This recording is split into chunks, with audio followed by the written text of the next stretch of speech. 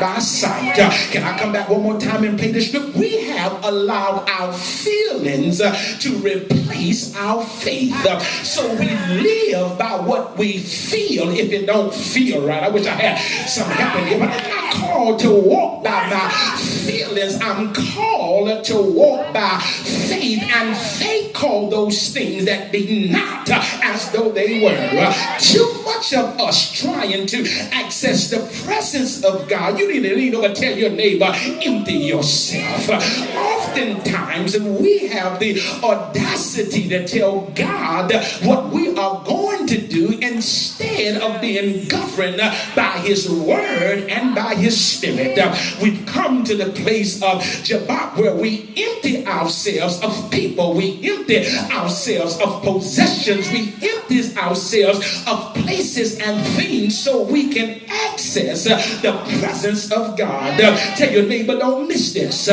Jacob now is at the brook of Jabbok, which is the place of emptying, and he is standing between his past struggles with Uncle Laban and his impending struggles with his brother Esau. He has stripped his brother out of his birthright, and here it is, some 20 years later, he has to confront what he has been on the run from. I wish I could talk to one or two people in here, because some things you can't run from, some things you can't hide from. I need to tell you, it's not osmosis, it's not going anywhere, and I don't care how long you run, sooner or later it's going to confront you. And I need to raise a relevant point here, because Jacob's present struggle, Deacon Preston, is based on his past recklessness. Preach boy, we are dealing with stuff right now. We're dealing with stuff right now, Terrence. We're dealing with stuff right now because we have not brought a resolve to it, and it keeps festering and growing and growing and growing. Y'all need to tell your neighbor, I know he's right. We find ourselves wrestling with ourselves because of childhood issues, broken dreams, and then our own personal agendas. And here it is, God comes to Jacob. You can't miss this. God comes to Jacob at a time because he wants Jacob to realize that his real struggle is not with Uncle Laban. His real struggle is not with his brother Esau. I need some help in here. But his struggle has been with himself. And when we enter into moments of struggle, can I preach here? We must understand that our struggle is not with somebody else. Our personal struggle is a struggle with self. And when Jesus was in the Garden of Gethsemane, he said, let this cup pass from me. He kept talking and said, Lord, not let my will, but let your will be done.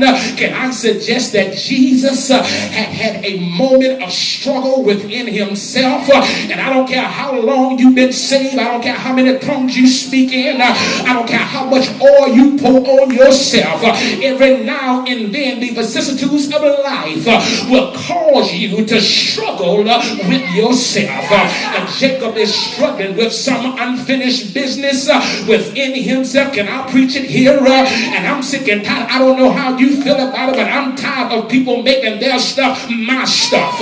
You gotta understand what I'm saying in here about the Spirit. I'll deal with my stuff, but your stuff ain't my stuff. And you need to handle your stuff and not making your stuff my stuff. Jacob is struggling with some unfinished business within himself, and he has to deal with himself over some issues. And this is what God does.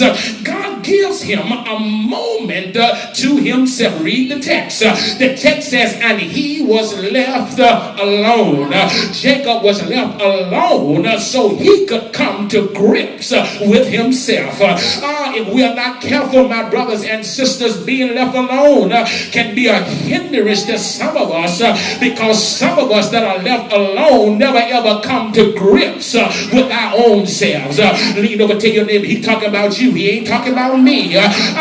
Jacob, he's left alone. He's got to come to grips with his own self. He's got to understand that his problem and his concern, his situation, his issues are not with Uncle Laban. It's not with his brother Esau, but he's dealing now with himself. And typically when we are left alone, we have the tendency to see everybody else but our own self. And I stop by to tell somebody on my way to heaven that God allows him to be alone so he can deal with his pride, he can deal with his will, and he can deal with his own selfishness. And I am discovering that people need to be left alone so they can work their own issues out. Lean over, tell your neighbor, I know he's right. Come on, tell him I know he's right. Ain't no sense in talking to him and I ain't going to do it. Listen, they full of issues, and every now and then you got to let them talk to the hand because the moment you try to intervene, they'll try to flip the script and make it out on you. I wish I had some real people in this room that know there are times in this life when you got to leave people alone, let them be alone, let them work out their own stuff.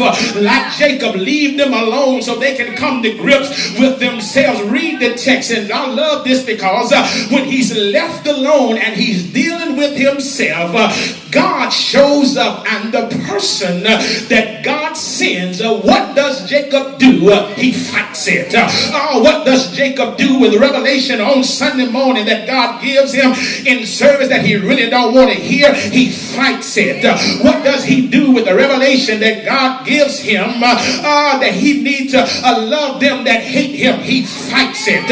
What does Jacob do with the counsel that he does not want to hear? He fights it. What do we do with the counsel that we don't want to hear? We fight it. What does Jacob do with the word from God that gets in the way of what he wants to do? He fights it. What do we do when we get a word from God that gets in the way of what we want to do? We fight it.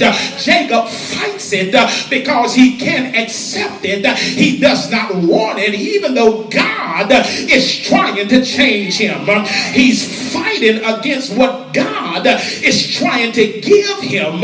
He's fighting against what God is intended for him to become. And whenever God shows up to change us, the first thing we do is fight the change. And what was Jacob fighting?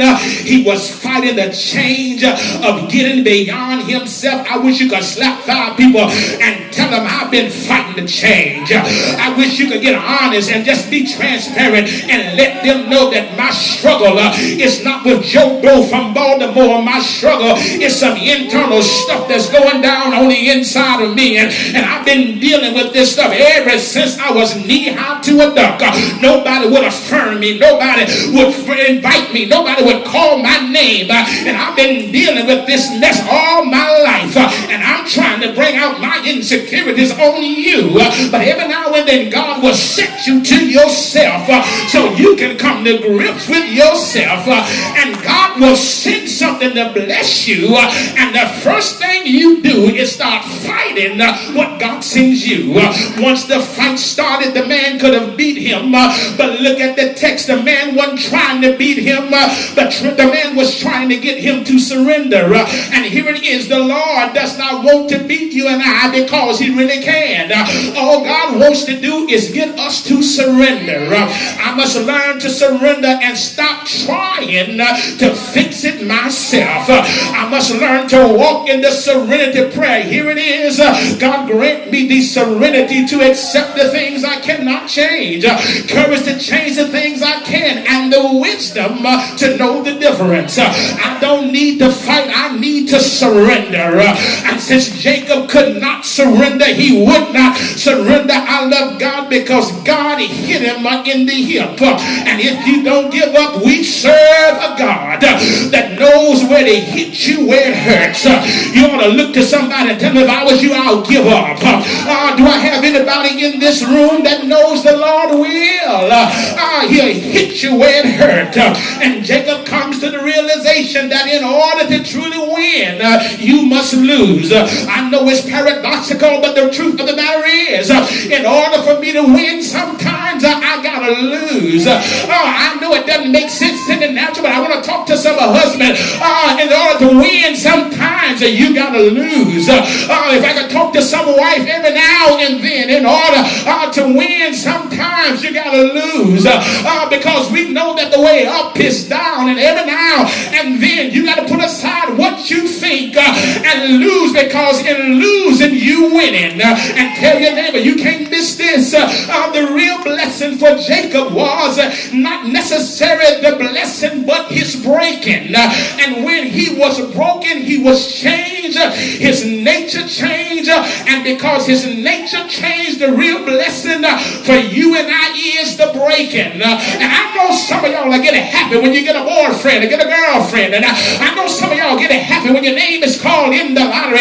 I know some of y'all getting happy when you just won this street thing. When I stop by declaring this house, that the blessing is really in the breaking. And if you could give me some homiletical freedom and announce, if you're still governed by how you feel, it's an indication you have not been broken. If you're still governed by what you think, I'll call you when I need you.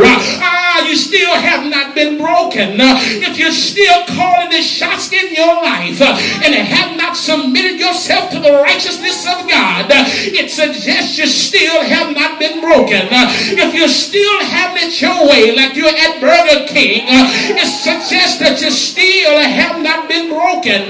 If you got to get God to fit in your schedule, it's an indication that you have not been broken. And I'm absolutely convinced, as I prepare to take my seat, that the reason why so many of us are hindered in worship and in our service for God is due to the fact that we have not been broken. There is some stuff in us